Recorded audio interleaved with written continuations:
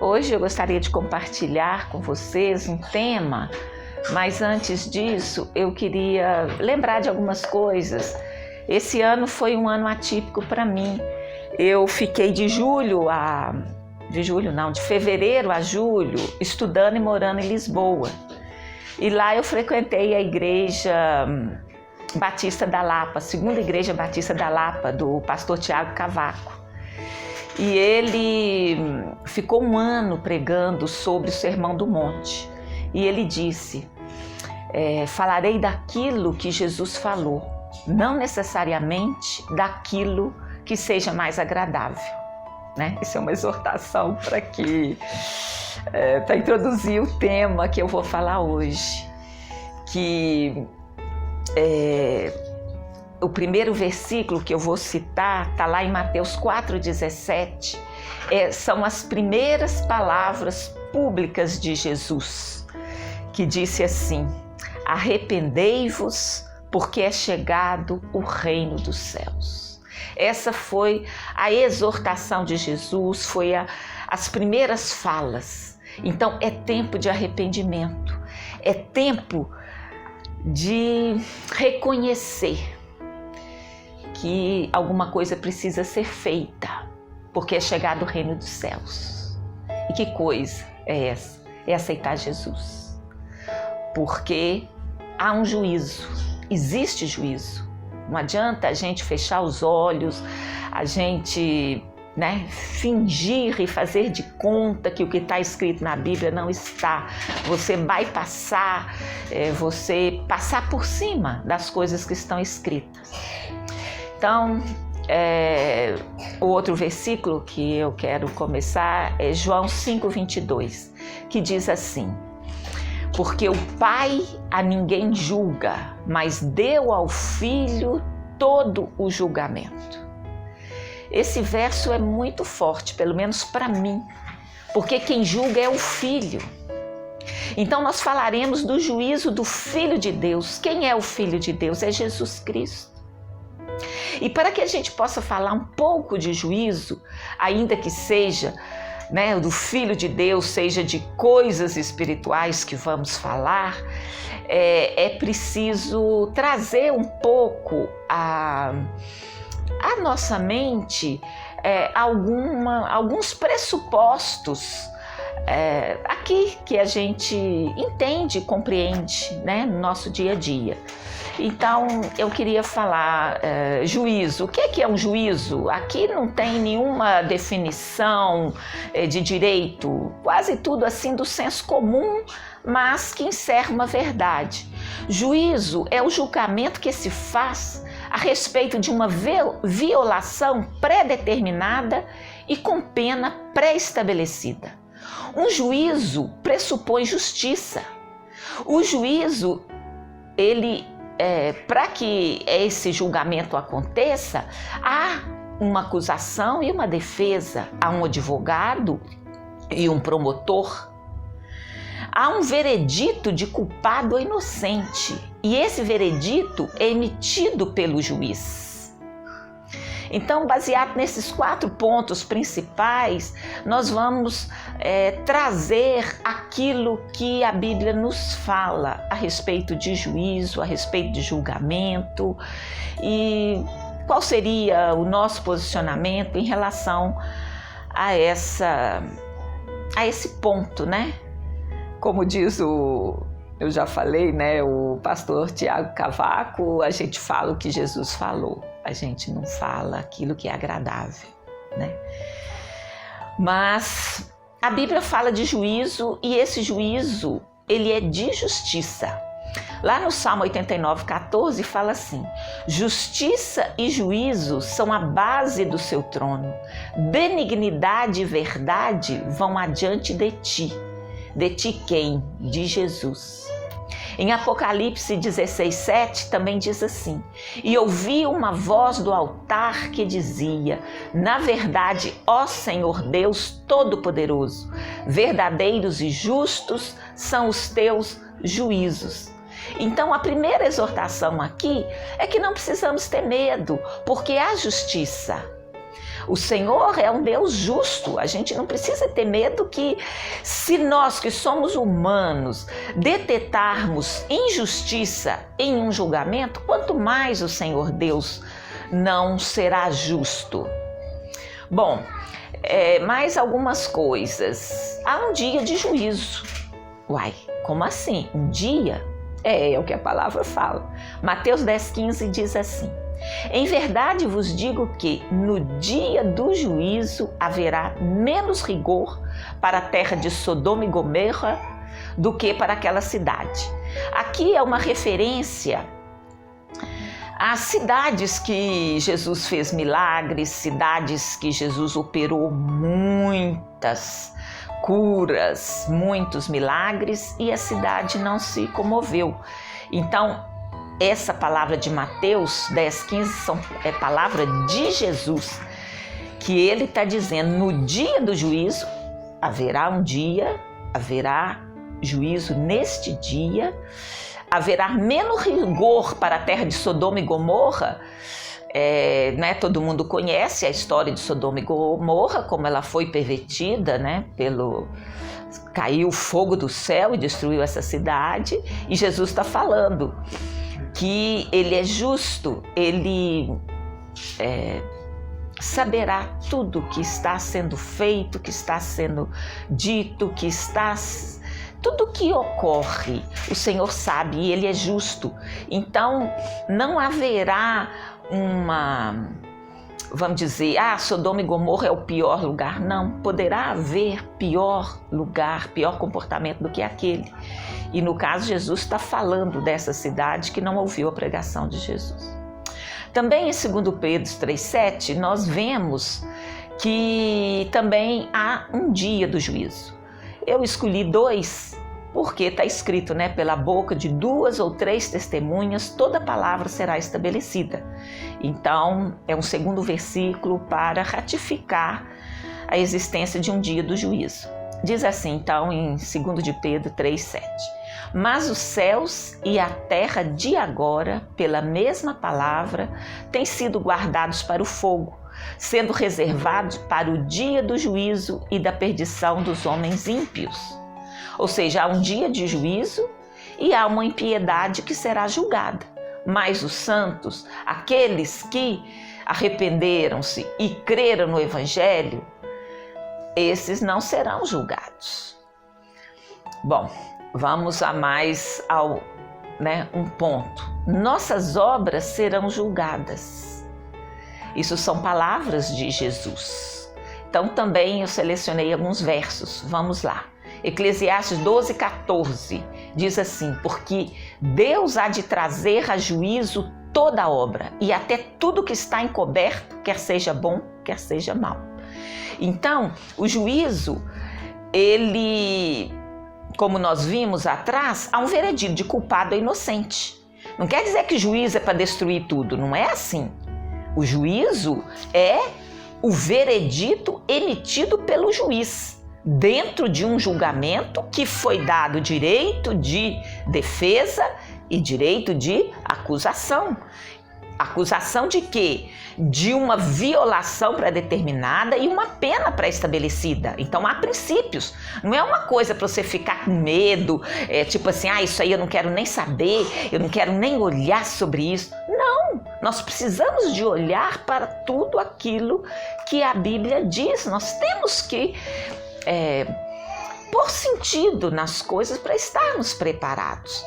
Então, seja o que for, seja bom ou mal, nossas obras serão julgadas. Em Mateus 5,21, também Jesus está dizendo: ouvistes que foi dito aos antigos, não matarás, e quem matar será réu de juízo. Então, quer dizer, nós sabemos que no direito há atenuante, se foi ilegítima defesa, se foi isso ou aquilo. Você participar de um juízo não quer dizer que você será condenado. Você pode ser absolvido. Então nós não precisamos de temer.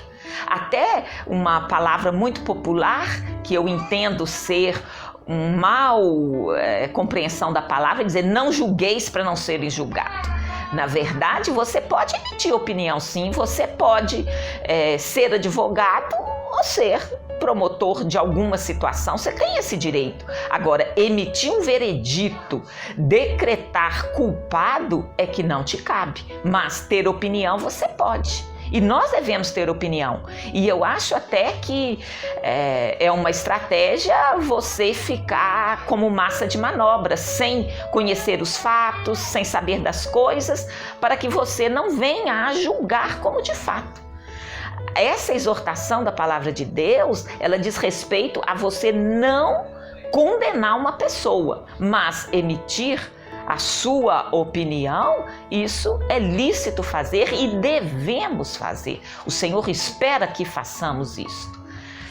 Bom, ainda em Mateus 7,2 diz assim: porque com o juízo com que julgais sereis julgados, e com a medida com que medis, vos medirão a vós. Então ele está fazendo uma referência. Peraí, se você condenar uma pessoa sem provas, sem saber o lado dela, sem conhecer a situação de fato, isso não é uma coisa boa, você não deve fazer isso. Jesus está exortando. O juízo dele é juízo de justiça. Aqui ele está pregando e dizendo: olha, preste atenção, cuidado com o juízo que fizeres, cuidado, com o veredito que emitis. Então, esse veredito será aplicado a você também. Mais à frente, em Mateus 12,36, diz assim: digo-vos, pois, que de toda palavra fútil que os homens disserem, hão de dar conta no dia do juízo. De novo aqui, fala do dia do juízo, mas eu já referi a 2 anteriores. Aqui o foco é que palavra útil. As pessoas acham que pode falar o que quiser. Que falar não mata, que falar não ofende, que falar não causa prejuízo, mas a palavra está dizendo diferente. Palavra fútil quer dizer aquela palavra que não tem proveito, como aquela palavra ferina, aquela palavra de destruição, você também vai dar conta dela no dia do juízo. Então, nós devemos prestar atenção, sim. Nós devemos ter cuidado com o que falamos. Nós devemos levar uma vida, como Paulo nos exorta, uma vida calma, tranquila, na luz e na graça do Senhor. Há razões para que estes homens que foram, os apóstolos, aqueles que trouxeram os evangelhos, nos aconselhar certos procedimentos, porque convém que sejamos assim. Porque é de bom tom, porque nós seremos livres de juízo e porque tudo que você fizer vai estar patente diante de Deus. Há um trono, há um juízo, há um julgamento.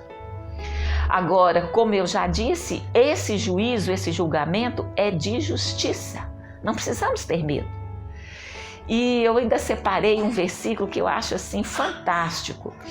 É Isaías 42:26, que diz assim: procura lembrar-me, entremos juntos em juízo. Apresenta as tuas razões para que te possas justificar. Então o Senhor mesmo fala: gente, vocês têm voz, vocês não são uma máquina programada. O Senhor nos deu livre-arbítrio, Ele quer que nós nos acheguemos a Ele. Ainda que Ele saiba daquilo que está ocorrendo conosco, Ele quer nos ouvir. Então essa palavra de Isaías é para que nós tenhamos comunhão com o Senhor, uma comunhão que a gente vai lembrar dele. Senhor, aquela situação, eu estava sentindo assim, eu estava sentindo assado. Procura lembrar-me, entremos juntos em juízo, apresenta as tuas razões para que te possas justificar. Então o juízo de Deus, você se defende e há um advogado.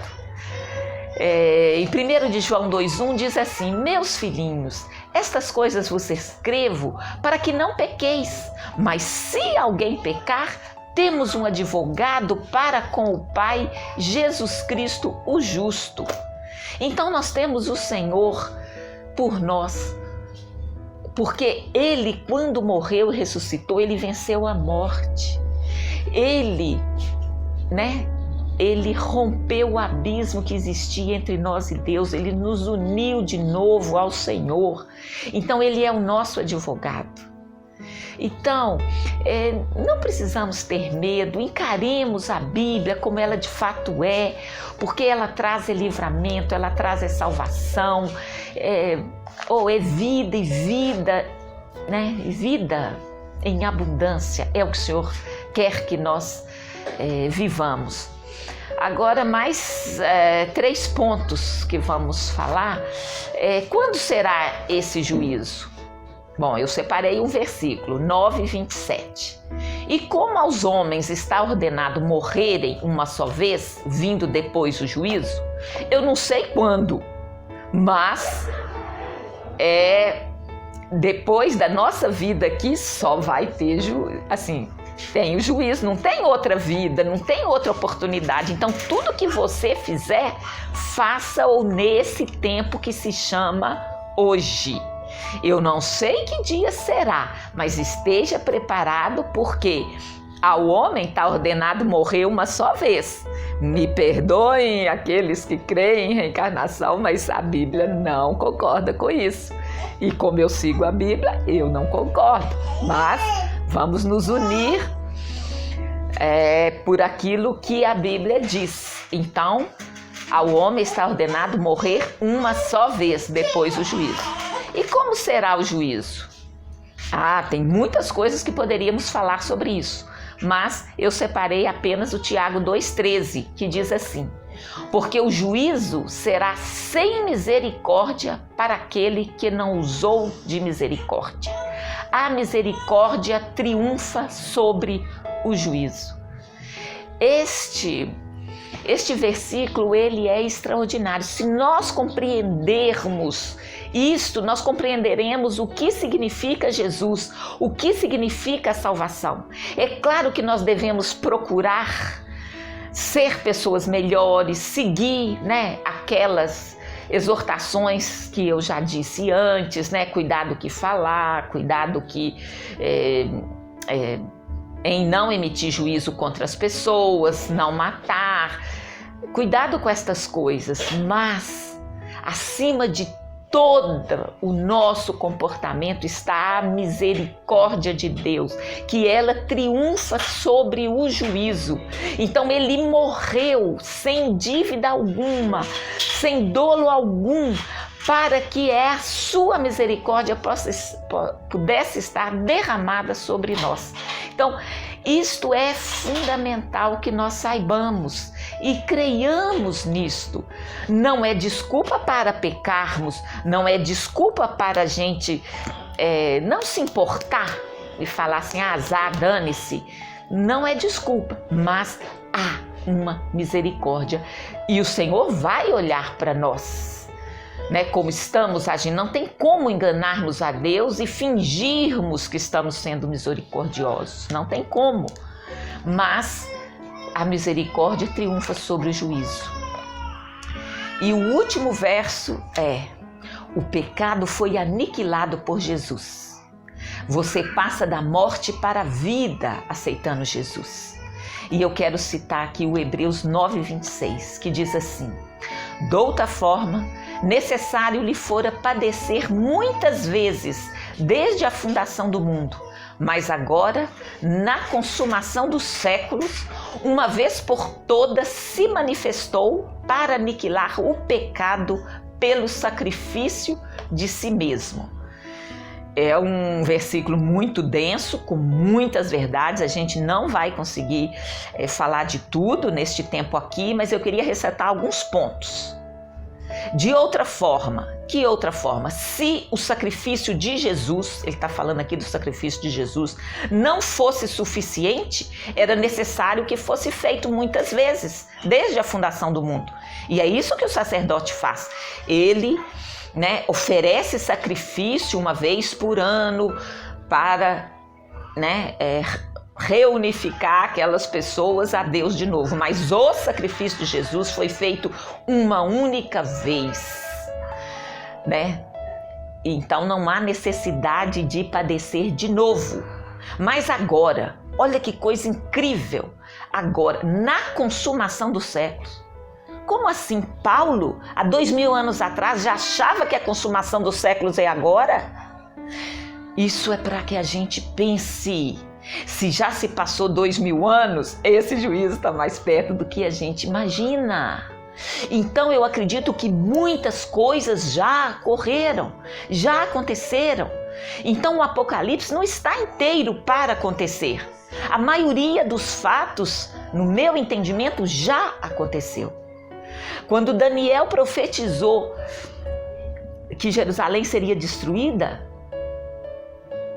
quando, Nabucodonosor destruiu Jerusalém no ano 586 a.C. No ano 70 ela foi totalmente destruída por Tito. Então 2 grandes destruições já foram completas, que já foram profetizadas. Eu creio que isso já aconteceu. Mais uma coisa que eu quero aproveitar a oportunidade e lançar para vocês pensarem. Lá em Isaías 40 fala: consolai, consolai o meu povo, bradai-lhe que já é chegado o fim da sua milícia, que já recebeu em dobro por tudo quanto fez. Gente, depois das 2 destruições de Jerusalém, depois da Inquisição, depois de pogrom, de holocausto, nós ainda vamos, a igreja, pensar que um povo que, na melhor das hipóteses, se incluir todos os sefaraditas do mundo, chegaria a 35 milhões de pessoas, num total de 7 bilhões, este povo seria destruído novamente ou sofreria violentamente na consumação dos séculos? Alguma coisa temos que repensar. Vamos, gente, buscar o Senhor, vamos buscar a revelação para o Espírito nos revelar. Outra coisa, como assim Jesus falou? Ninguém vem ao Pai senão por mim. Como que o Espírito Santo vai deixar a terra? Como? Só pode ser por Jesus que as pessoas serão salvas. Como que nós vamos, a igreja vai sair e deixar a terra ao Deus dará? Que igreja sem mácula que está sendo formada, gloriosa, para a gente sair e deixar o mundo aí a Deus dará? Gente, vamos pensar. Então essa consumação dos séculos para Paulo já era agora. Então Jesus, uma vez por todas, se manifestou para aniquilar o pecado pelo sacrifício de si mesmo. Jesus derrotou Satanás.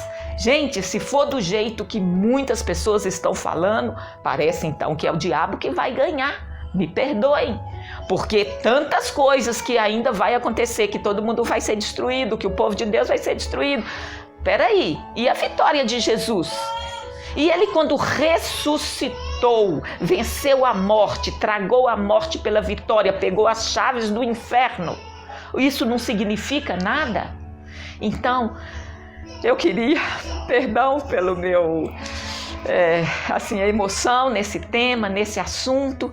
Eu gostaria que vocês pensassem, que vocês buscassem ao Senhor e não aceitassem todo o vento de doutrina que chegasse até vocês, que pensassem, buscassem na palavra, buscassem o Espírito Santo, orassem. Vamos orar mais, vamos buscar mais, para que certos temas deixem de ser tabu. O juízo não é tabu, o Apocalipse não é tabu, a volta de Jesus não pode ser tabu, está na Bíblia, está escrito. Nós devemos buscar, conhecer.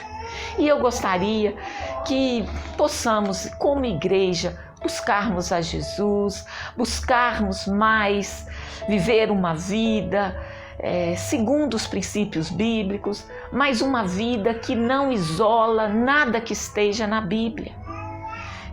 Não dá para tirar certas partes porque eu não gosto dela, porque são desagradáveis. Então, em nome de Jesus, que possamos todos ter uma semana de reflexão sobre o juízo, sobre a consumação dos séculos, sobre a volta de Jesus e guardar aquelas verdades que são extraordinárias, que a misericórdia triunfa sobre o juízo.